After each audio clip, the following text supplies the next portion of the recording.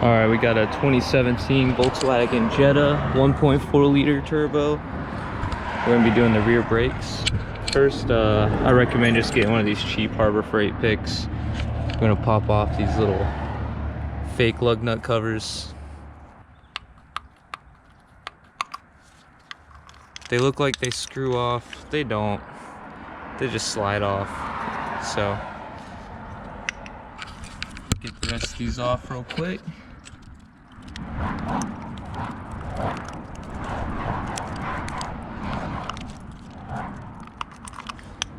Alright. I recommend taking a breaker bar and breaking these lug nuts loose before raising the car, unless you have a pretty strong impact. In this case, I got a pretty strong impact, so I'm going to go ahead and jack the car up. Pretty self-explanatory. Just use these frame rails. I usually go about like 6 inches from the furthest point.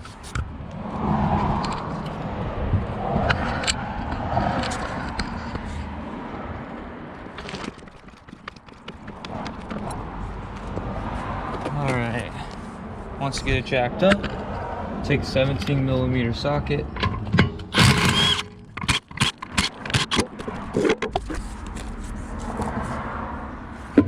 Alright, so to break top and bottom loose, you're gonna need a 1/2 inch socket, or a 1/2 inch wrench. I mean, if you don't have a 1/2 inch wrench, you can use a 13. You just gotta be very careful.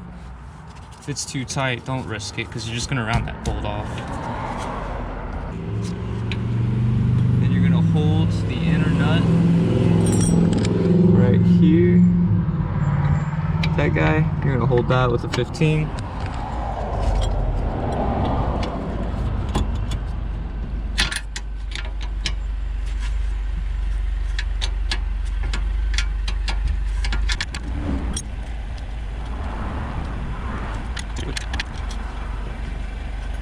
And now knock the bottom loose.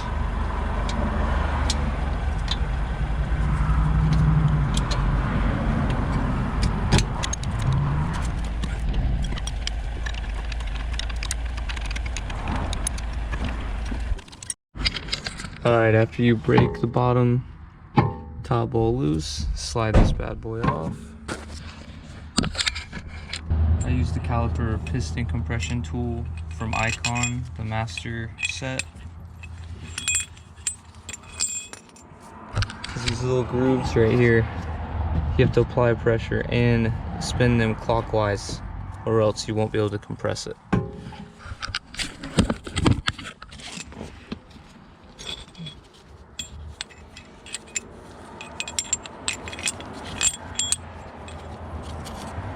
Take number 7, if this is the kit you're using.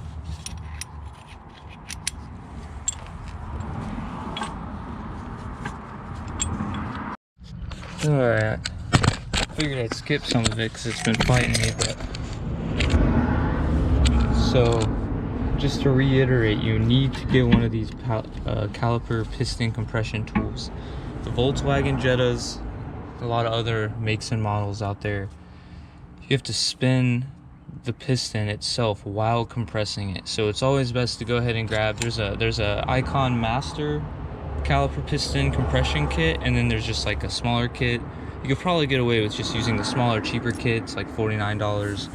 This bad boy, it's got everything you need for pretty much every make and model, and it's definitely a slow process on these vehicles, but you got to do it right.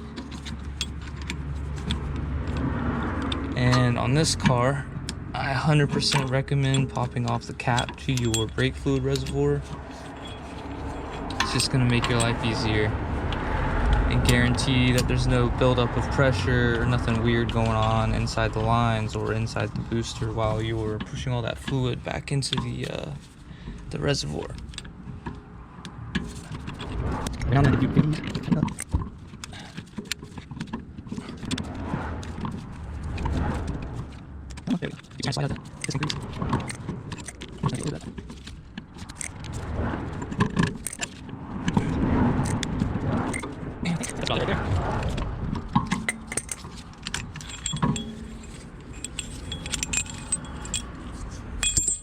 just in case you've never put one of these together as well, take a tool. I recommend go ahead and putting this at its lowest setting.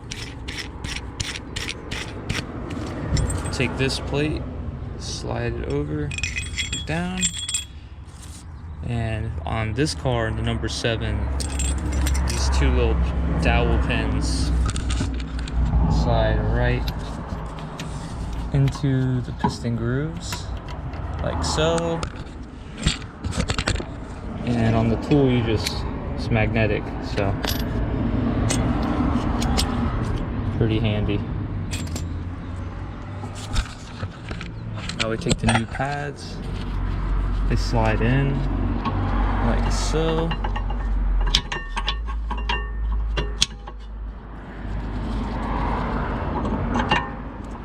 Easy peasy. Take your caliper, top. Sometimes you gotta push these little guys in.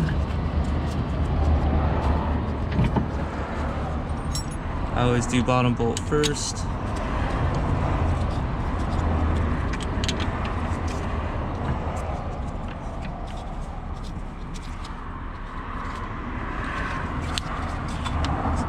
Push the top piece in, put the bolt in.